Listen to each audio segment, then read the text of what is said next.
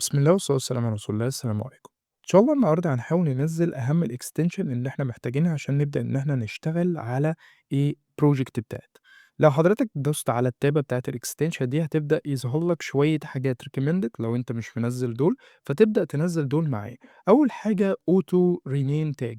auto rename tag من أهم المميزات اللي فيها إن هو أنت أول ما بتبدأ تكتب الtag بتاعك على سبيل المثال قُلت مثلًا أفتح الtag HTML بالشكل ده، هيبدأ إن هو يكمّل لك التاجة دي على طول، طبعًا عشان أنا مش مسيّف، فعلى سبيل المثال مثلًا هاجي هنا في الpage بتاعتي اللي هي دي، وآجي هنا مثلًا أعمل حاجة داخلية بالشكل ده، وأقول إن أنا عندي div بالشكل ده، أول ما أعمل بس قفلة أو الclose بتاعة التاجة الرئيسية، هتبدأ إن هي تعمل لي الclose التانية بتاع نفس التاجة اللي أنا فيها. طيب إيه تاني؟ محتاج أستخدم الES7 plus React Redux React Native Snippets. طيب دي حاجة من أشهر الحاجات اللي إحنا بنستخدمها عندنا في الReact. ليه بنستخدمها؟ لو أنا جيت مثلًا هنا عملت مثلًا على سبيل المثال قُلت إن أنا عندي في page اسمها index.tsx بالشكل ده، وعملت RAFCE بالشكل ده، أو اختصارًا لReact Arrow Function Export Component ودوست Enter، هتبدأ يطلع لي على طول الsnippet المحفوظ by default عشان يعمل لي الpage الأساسية. لو أنا رُحت على طول على الpage دي، هتبدأ يظهر لي بقى المحتوى الداخلي للpage دي. طب يا سيدي شكرًا، مش محتاجِك، هامسحِك دلوقتي، بس كنا بنفهم الفكرة. طيب محتاج إيه تاني؟ محتاج حاجة اسمها الpreter.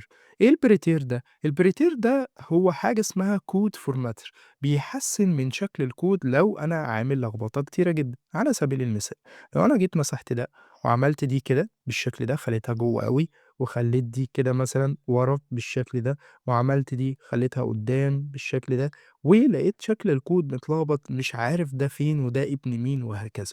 فأنا مجرد إن أنا هاعمل Alt Shift F بالشكل ده، هيبدأ إن هو يعيد ترتيب الواجهة بتاعة الكود بتاعي، فيعمل له formatter بشكل كويس. طبعًا أنت لمّا تعمل Alt Shift F في أول مرّة، هيظهر لك خيار يقول لك أنت عايز تستخدم Preter والّا الcode formatter بتاع الVisual Studio Code، فأنت هتختار Preter عشان يبدأ إن هو يسيّفه على طول. حاجة كمان، حاجة اسمها الTailwind CSS Intelligence. إيه هي الTailwind CSS؟ هنا بيظهر لك بس الأكواد لمّا تيجي تكتب كود Tailwind. على سبيل المثال أنا هاعمل PG، مجرد بس ما أكتب PG هيبدأ يظهر لي كل الألوان الخاصة بالTailwind. نفس الفكرة، لو أنا عملت مثلًا Fold وبدأ يظهر لي كل الweights بتاعة الTailwind بتاعتي. طيب ده ظهر منين؟ من خلال الextension بتاعي اللي هو اسمه Tailwind CSS Intelligence.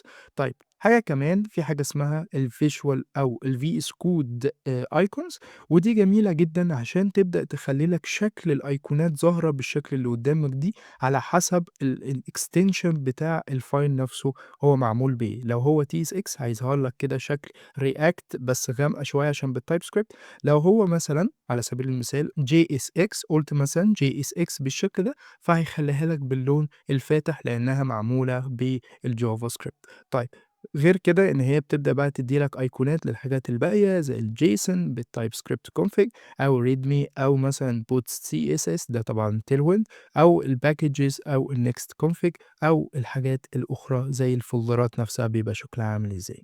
دي تقريبًا أهم الextension اللي أنا محتاجها دلوقتي. مش محتاج طبعًا الcopilot chat، مش محتاج مثلًا الcontainer tools، مش محتاج أي حاجة دلوقتي.